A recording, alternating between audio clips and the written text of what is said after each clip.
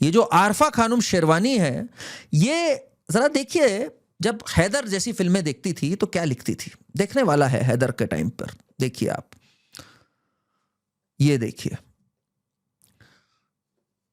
हैदर, हम हैं कि हम नहीं, I left the theatre but the film hasn't left me, genius Vishal Bhardwaj.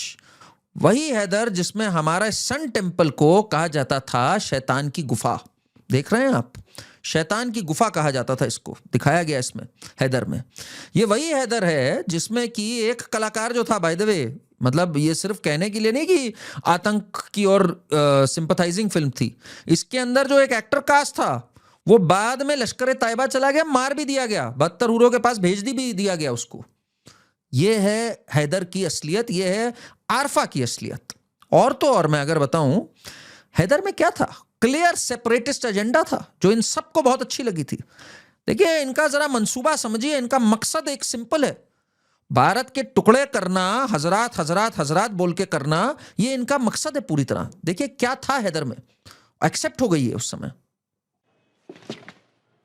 UN Council Resolution number 47 of 1948, Article 2 of the Geneva Convention and Article 370 of the Indian Constitution बस एक सवाल उठाता है, सिर्फ एक, Haider.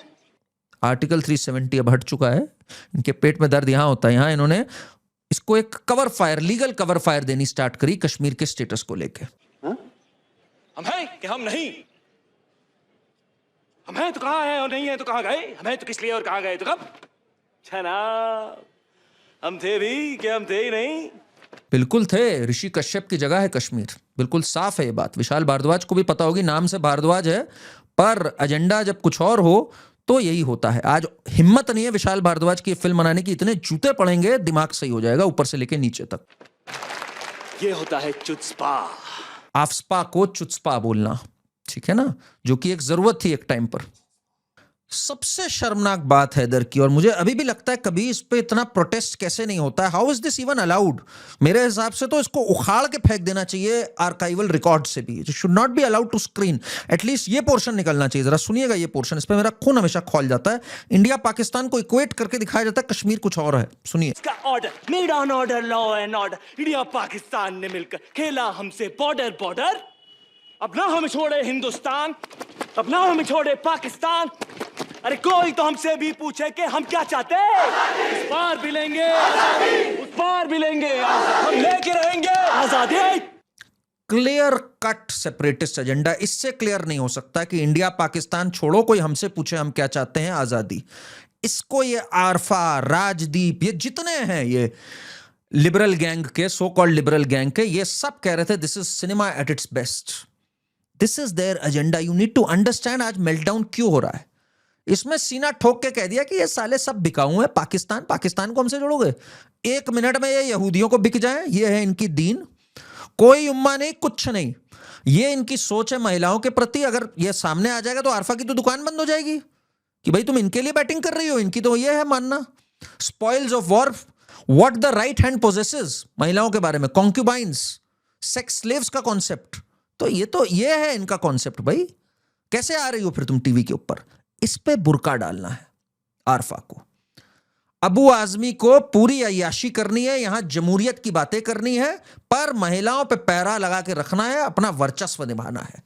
More than anything Aditya धर ने इस पिक्चर के अंदर वो चीजें बोली जो बोलने में आदमी हिचकिचाता था। शाहरुख खान जैसे लोग जो बोलते थे ना, टेरर की कोई रिलीजन नहीं होती। तकरीबन 2 साल पहले या 3 साल पहले अगर मुझे कोई बोलता था कि जो टेररिज्म है वो इस्लामिक नेचर में है, तो मैं उसको डिनाई करता था। लेकिन अब मुझे एक समझ आ गई है कि ये जो टेररिस्ट जो इस्लाम फॉलो कर रहे हैं वो हमारा इस्लाम है ही नहीं। एक और बड़ा कमाल का दिखावा है जिसमें रणबीर कपूर को प्रभु श्री राम की रोल के लिए किया गया है, वही बिग बीफ गाय रणबीर कपूर, और साई पल्लवी को सीता जी के लिए। घटिया कास्टिंग सबसे पहले तो बात को, उन्होंने भी इस पे एक राइड करने की कोशिश करी धुरंधर पे। उन्होंने एक ट्वीट डाला कि enjoy the meltdown of the liberals on this, अभी तो दिवाली पे रामायण आनी बाकी है। लोगों ने उन्हें ट्रोल कर दिया, दिखावा मत करना, don't ride on the success of धुरंधर। धुरंधर का heart in the right place है, वो क्रूड इस्लामिक टेरर को इस्लामिक टेरर बोलता है, उसमें वो आसपास का पुसी फुट नहीं करता है, तो इसलिए उसको ऊपर राइड करने की कोशिश मत करना। और बाय द वे उसमें म्यूजिक भी ए.आर. रहमान ने दिया है, वही ए.आर. रहमान जो कहते हैं भारत बदल गया है, बॉलीवुड बदल गया है 2014 के बाद से, इनटॉलरेंस और ये सब चीजें आ गई हैं। तो बड़ा इंटरेस्टिंग होगा लोगों का उसकी ओर रुख भी देखना। अच्छा, एक कमाल की चीज है, कई महिलाओं में ये आग लगी हुई है पाकिस्तान को डिफेंड करने की और कहने की कि भाई इस्लाम का कल्चर, मुस्लिम, कमाल है ये तो बिल्कुल। जो सबसे बड़े विक्टिम्स हैं इसके, क्या ये सोच है, क्या ये स्टॉकहोम सिंड्रोम है, या ये जैसे उसने कहा आरफा ने, जहनी बीमारी है कोई, कि ये लगे हुए हैं इसमें। अब आई है स्वरा भास्कर, अभी तो स्वरा भास्कर पे आते हैं, अभी तो उनकी माता है स्वरा भास्कर की, ईरा भास्कर, वो पागल सी हो गई है बिल्कुल। वो कह रही है कि भाई धुरंधर जो है उसमें हिंदुत्व की आइडियोलॉजी दिखाई है और उसके अंदर मुसलमानों को बहुत ही गंदे से दिखाया है, स्पेशली पाकिस्तानी मुसलमानों को बहुत ही गंदे से दिखाया है। देखिए जरा क्या बोल रही हैं ये। Questions portrayal of Muslims in Pakistan, बताओ तुम्हें क्यों इतनी आग लगी हुई है इस पे। फिर मैंने सोचा, थोड़ा डीप डाइव किया, भाई क्यों ऐसा है, तो देखा कि इनकी माता ने क्या क्या किताबें लिखी है, जरा देखिए। Islamic 8 cultures of Bombay cinema. तो ईरा भास्कर ऐसी ऐसी फिल्में ऐसी किताबें लिखकर बैठी हुई है इस्लामिक 8 कल्चर्स के ऊपर। ये जो गंगा जमुनी तहजीब है, गंगा जमुनी वर्ड जहां से आया, जो कि है मंजमुल बहरीन, दारा शिको का, उस दारा शिको का तो सर काट करके शाहजहां की गोद में रख दिया औरंगजेब ने। औरंगजेब के कसीदे पढ़ते हैं ये, औरंगजेब के लिए जो है उसकी मज़ार पे जा जाके फतिये पढ़ देते हैं ये लोग, उसके ग्रेव पे जाके, पर दारा शिको को कोई नहीं पूछता और गंगा जमुनी तहजीब की बात करते हैं। ऐसे फ्रॉड हैं ये सब के सब। पर फ्रॉड तो देखिए इनके खून में है, स्वरा भास्कर एंड फैमिली के। स्वरा भास्कर का हम कैसे भूल सकते हैं, जरा ये याद रखिए, जब पाकिस्तान के चैनल पे जाके इसने क्या बोला। हमने यहाँ आके पाया कि जिसको अक्सर दुश्मन देश समझा जाता है वो कतई ऐसा नहीं है, और जितना हमें यहाँ प्यार और, मैं कसम खा के कह रही हूँ, मैं काफी जगह घूमी हूँ, लेकिन लंदन, न्यूयॉर्क, इस्तांबुल, पेरिस सब फेल है लाहौर के सामने। सोचिए जरा, इसको भेज दो भाई, पहली फ्लाइट से तुरंत इसको और सोनम कपूर को भेज दो। सोनम कपूर ने तो कहा था, I am half Peshawari and half Sindhi, दोनों को एक ही फ्लाइट में भेज दो। वो इनकी एक पिक्चर भी आई थी ना, स्वरा भास्कर और इसकी, वीरे पार्ट 2 की शूटिंग करो पाकिस्तान में, देखते हैं कितनी जल्दी तुम्हारे खिलाफ फतवा आता है, अलाउ करते हैं नहीं करते हैं। पहले भी सज्जाद जहीर और ये साहिर लुधियानवी जैसे लोग गए थे वहां सोच के पाकिस्तान में एक नया ख्वाब है, लात मार के भगा दी थी जहां इन्होंने कम्युनिस्ट आइडियाज फैलाने स्टार्ट किए थे। कम्युनिस्ट पार्टी ऑफ पाकिस्तान पे ताला लगा दिया था, दौड़ के हिंदुस्तान आए थे, नेहरू ने इनको सिटीजनशिप दे दी थी। इन दोनों को भी पहली फुर्सत में भेजो। ऋषि कपूर का भी ख्वाब था कि भाई मेरे बेटे भी देख लें जरा पेशावर और लाहौर और वो गलियां। और ये दिलीप कुमार की तो चलो आगे फैमिली नहीं बढ़ी, पर दिलीप कुमार का भी बहुत था। तो इनको सबको हिलाले पाकिस्तान का अवार्ड दिया जाए और इनको तुरंत पाकिस्तान रवाना किया जाए पहली फुर्सत में। स्वरा भास्कर का पतन देख रहे हैं जरा क्या है। स्वरा भास्कर शादी करती है एक बॉलीवुड एक्ट्रेस जो बड़े बोल्ड सीन्स करती थी एक जमाने में, वो अचानक से कुछ इस लिबास में दिखती है जरा, और बात करती है कि हमारे को सेक्युलरिज्म होना चाहिए। सोचिए ये स्वरा भास्कर है, इस मौलाना के यहाँ गई हुई है अपने पति के साथ, क्या हालत हो गई है इसकी, क्यों हुई है ये भाई हालत, ये हलाल फूड से हुई है इसकी हालत या क्या हुई है। और लिबास देखिए जरा, सब कुछ देखिए जरा इसका। और ये जो मौलाना के साथ बैठी है इसका नाम है सज्जाद नोमानी। ये सज्जाद नोमानी कौन है, जरा सुनिए इस सज्जाद नोमानी की क्या सोच है काफिरों के बारे में। काफिर मतलब जो मूर्ति पूजक होते हैं, जो गैर दीनी होते हैं, जो इस्लाम नहीं मानते, उनके बारे में क्या सोच है इसकी, जरा सुनिए। भारत का हिंदू कहलाने वाला समाज ये क्यों तरक्की कर रहा है? भारत का हिंदू समाज क्यों तरक्की कर रहा है, उसको गुस्सा आ रही है बहुत कि भाई क्यों तरक्की कर रहा है। और सुनिए आगे इसकी सोच क्या है कि अगर मुसलमान का बस चले तो क्या है, ध्यान से सुनिएगा।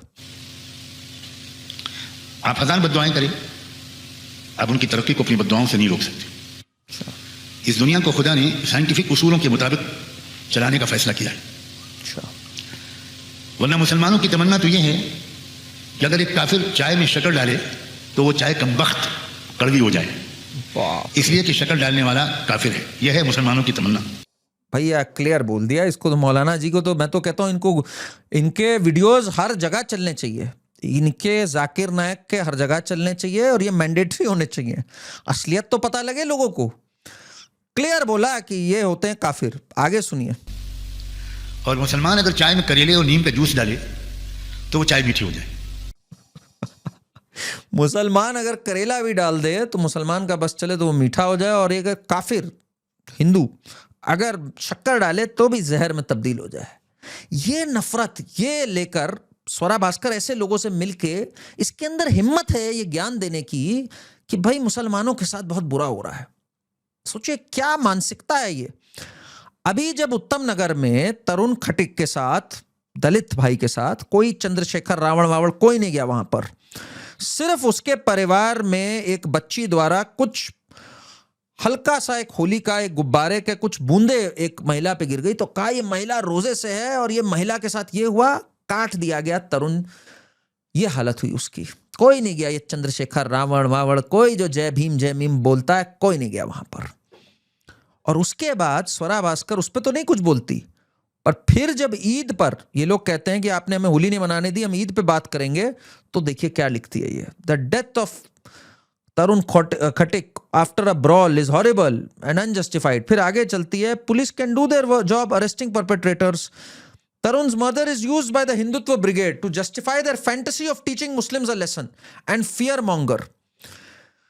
एक वर्ड इसने तब नहीं बोला जब ये हुआ, जब इसको लगा कि यार अब बाजी पलट सकती है, अब हिंदू तादाद में बढ़ गए, तो एक काम करो जल्दी से कह दो कि हाँ हाँ गलत हुआ जो भी हुआ, अब मत करो, एक्शन रिएक्शन नहीं होना चाहिए।